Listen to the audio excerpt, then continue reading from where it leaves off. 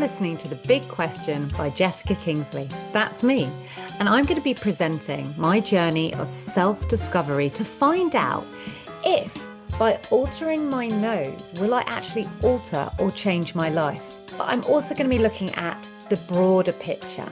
I want us to delve into society's obsession with beauty standards.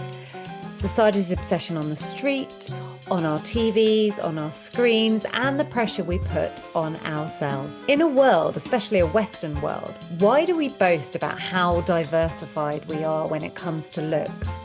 When actually, we're no more further than we ever were, and there's even greater pressure than ever to conform to trends and perfect beauty standards. I believe that my big nose is holding me back from my big dream of becoming a TV and screen actress. I want to find out if talking to other people about their looks and about the industry will actually help me to decide whether or not I should have a nose job. I'm Jessica Kingsley, and I've just turned 45. And maybe this is a midlife crisis, but all my life I have wanted a nose job. Well, I say all my life, we'll go back to the beginning. But from around being a teenager, it was my thing. I hated my nose. But why now? Well, this is the big question. Why now, suddenly at 45, have I decided to do something about it? So picture this. I'm sat maybe at a dinner party or in a bar, in a pub, and I'm talking to someone new or a group of friends or someone I don't know very well, and I'm introduced to someone, for example. And they look at me and they say, "Do you know who you remind me of?"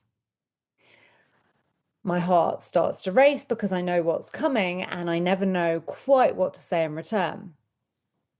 "No, who?" I say, like I don't know what they're going to say. And then they usually say, "Barbara Streisand," or "Sarah Jessica Parker." And then they usually follow it with, "Oh, but I mean it as a compliment. I think they're really beautiful." So this is a comment I have heard most of my adult life. And I'm sure it is a compliment for many people. I know that many people think Barbara Streisand and Sarah Jessica Parker are beautiful, but the fact that people have to follow it up with just some reassurance of saying that's a compliment makes me think, why? Why can't people just say, "You're beautiful. You've got a great nose. You look like Barbara Streisand." Or why do they feel they need to say anything? But it's stuck.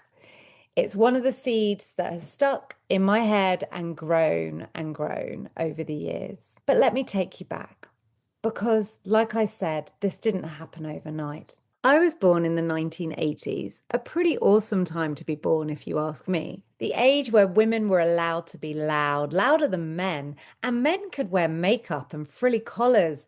It was just a great time of freedom expression for both men and women, girls and boys. It was a time when VHS was on repeat. That was your YouTube and your Netflix, or a trip down to Blockbuster Videos. It was a time when all you needed was your personal stereo, your Walkman or your Discman, and a time when you would ride on your BMX bike without a care in the world, or play with your best friend in her bedroom, dancing to Madonna with your hairbrushes. No mobile phones, no selfies, no social media, no video games. Can you imagine?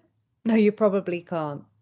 But for those who were born before the millennium, it was a great time of freedom. My childhood was pretty happy. I came from a middle-class suburban family. I'm the youngest of four daughters, and as a family of six, we were pretty normal. Well, apart from the fact that we were Jewish. And around Christmas time, Santa would usually fly over our house. But that was fine because all was made up over Hanukkah when we would receive 8 days of gifts. Everything felt perfect until I hit puberty, like most girls or like most kids. Suddenly, I started to question things. And then I guess my little button nose began to grow longer and longer, and I just wasn't so cute anymore. Suddenly, my red hair became really thick and frizzy, and I needed glasses and braces. And no, puberty was not a great time for me. But despite all this, I actually had a lot of confidence growing up. I loved to sing and dance and act, and I had loads of friends. In fact, it was never any of my non-Jewish friends who pointed out my nose, but the people who did were the people closest to me.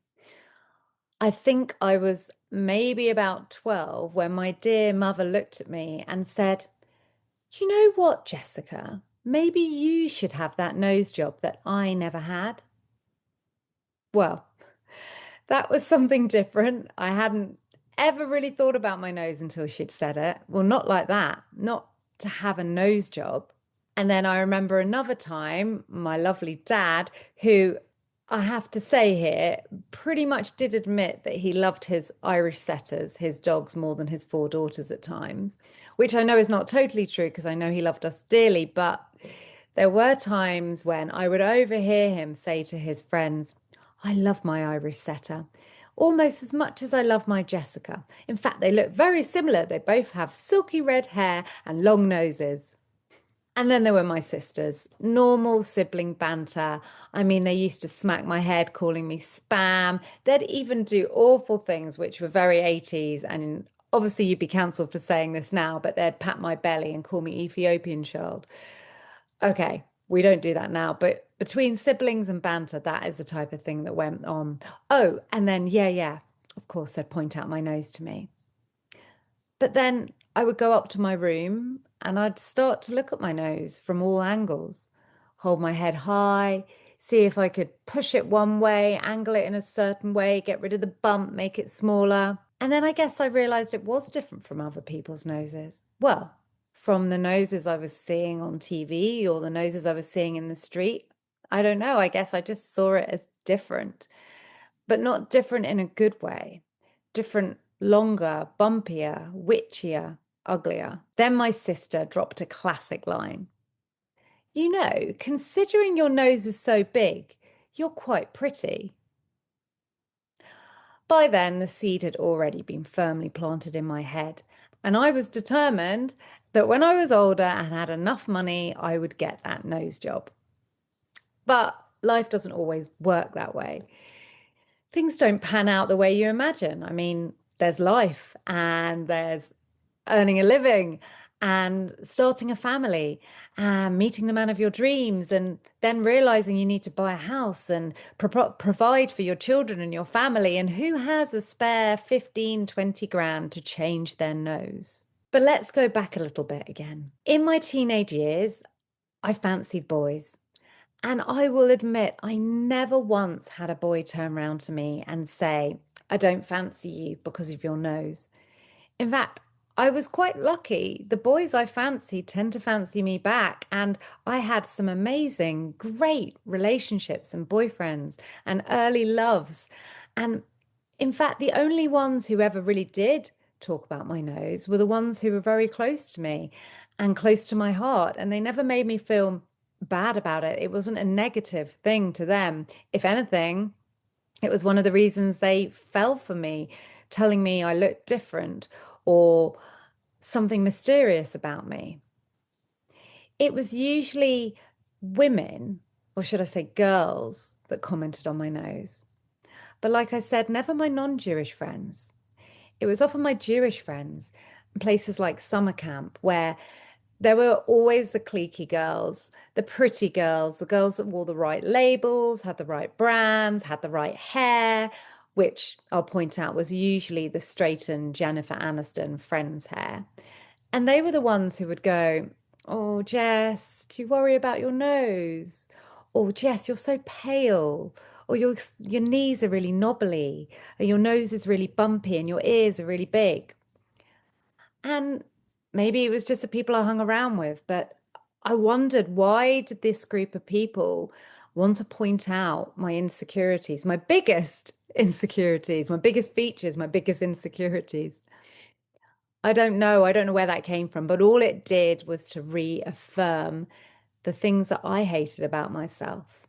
I think somewhere along the line, I subconsciously internalized this. And I started to look at men who were very much the opposite of me, opposite of what I felt I looked like, and the opposite of where I came from. And as a result, I never fancied Jewish men. I liked guys who looked cute, like from Britpop bands like Damon Albarn. And I like blonde guys. I like guys with blue eyes and cute little noses.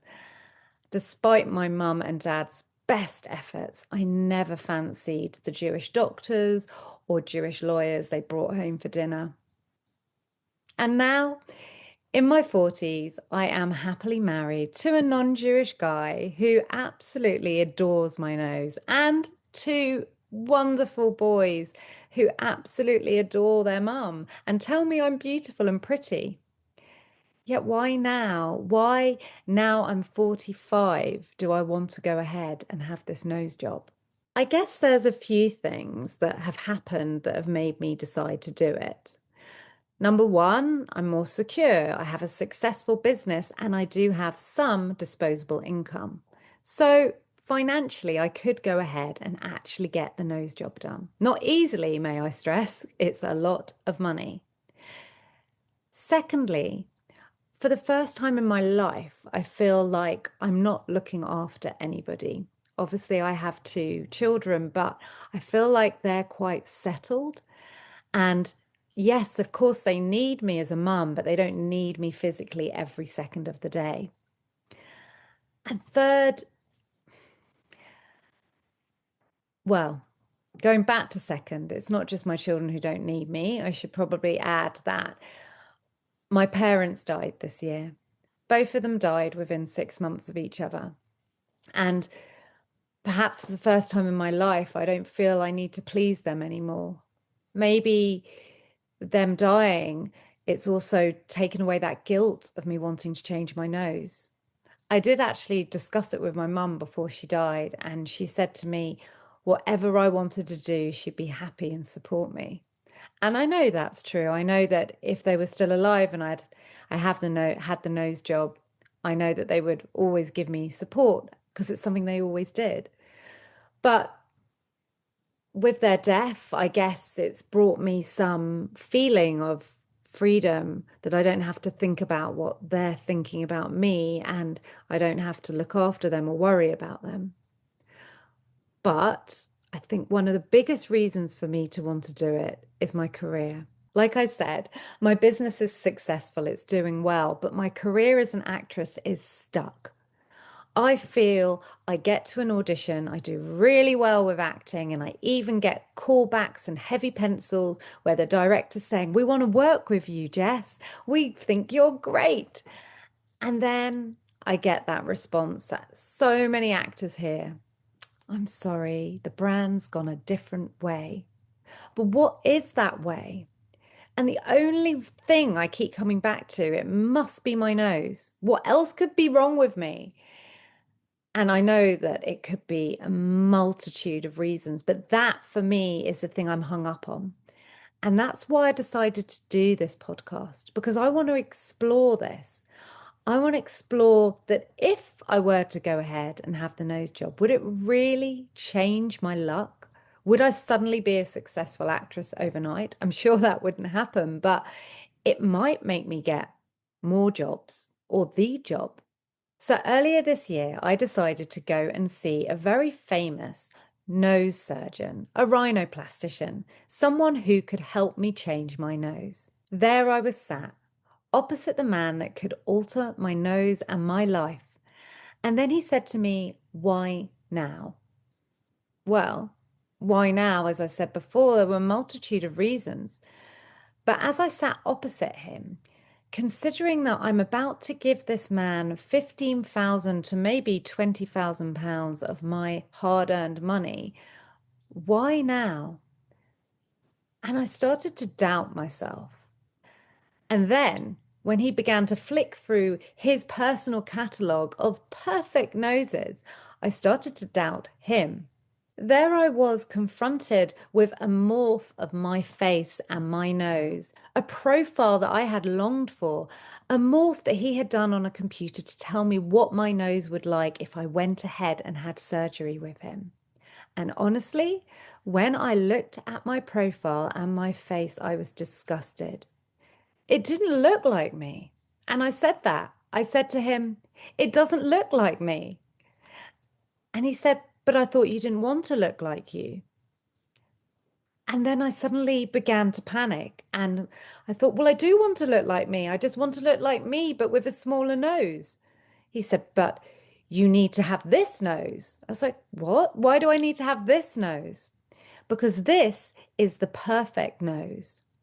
Perfect nose. What does that even mean? I said to him, I like the noses of Gillian Anderson or Kristen Scott Thomas, people whose noses have character, but not too much character. Well, that just hit him blank because he didn't even know who I was talking about. But as I began to explain to him what I meant, I started to defend my decision not to have a nose job. And then I think he thought I was just wasting his time. And I don't think he could be quick enough to get me out that door. Of course, he did send me up to the finance department first to work out when we could book in a surgery and when they could take a deposit. At which point I said I wasn't ready. And then when I came home, I thought, why am I not ready? If it's why now, why not now? And why wait? But why not do it? There were too many questions. They were going round and round in my head. And I thought the best way I could figure out whether I really want this nose job is to look into all the reasons and questions of why. Why should I have a nose job? Who am I doing it for? Am I doing it for myself? Am I doing it for my career? Am I doing it for other people out there to show them that, yes, you can have your nose job and it will change your life? Or what if I did? What if I had the nose job and I hated it? I hated it like he showed me that picture and I went, that's not me. I want to be me. I'm proud of me, but I don't think I'm ready. So that's why I decided to write this podcast. It is a personal journey of self-discovery, but it's also going to be a deeper journey, a journey into finding out what society really thinks of diverse looks. And I'm not talking about the diversity we're fed. I'm not talking about the different shades of a Benetton advert. I'm talking about certain characteristics of a person that stops them being a main character. Do you really see in Hollywood or on any type of TV series where the main character has an unusual feature, be it a big nose, a big mouth, a big tummy, or something that's not quite balanced or perfect or symmetrical?